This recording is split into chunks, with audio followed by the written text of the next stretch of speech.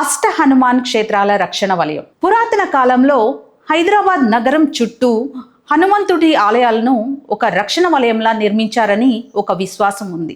దీనినే అష్ట హనుమాన్ వలయం అంటారు. ఈ అష్ట హనుమాన్ వలయంలో ఉన్నటువంటి ఆలయాలు ఏమిటి, అవి ఎక్కడెక్కడ ఉన్నాయి అంటే వాటిల్లో మొట్టమొదటిది కర్మన్ ఘాట్ హనుమాన్ ఆలయం. ఇది చాలా ప్రసిద్ధి చెందినటువంటి పురాతనమైన ఆలయం. ఇది కర్మన్ ఘాట్ ప్రాంతంలో ఉంది.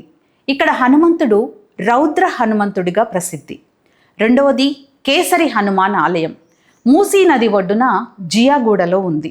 దీనిని ఛత్రపతి శివాజీ గురువు సమర్థ రామదాసు నిర్మించారని చెప్తారు. మూడవది ఆకాశపురి హనుమాన్ ఆలయం. ఇది ధూల్పేట సమీపంలోని ఆకాశపురిలో ఉంది.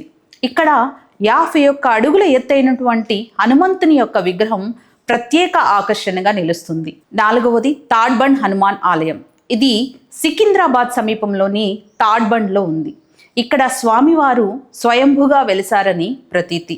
యాత్రలో కీలక ముగింపు ప్రాంతాలలో తాడ్బండ్ హనుమాన్ ఆలయం కూడా ఒకటి. ఐదవది శివరాంపల్లి హనుమాన్ ఆలయం. ఇది రాజేంద్ర నగర్ సమీపంలోని శివరాంపల్లిలో ఉంది. ఆరవది సాలార్జంగ్ మ్యూజియం హనుమాన్ ఆలయం.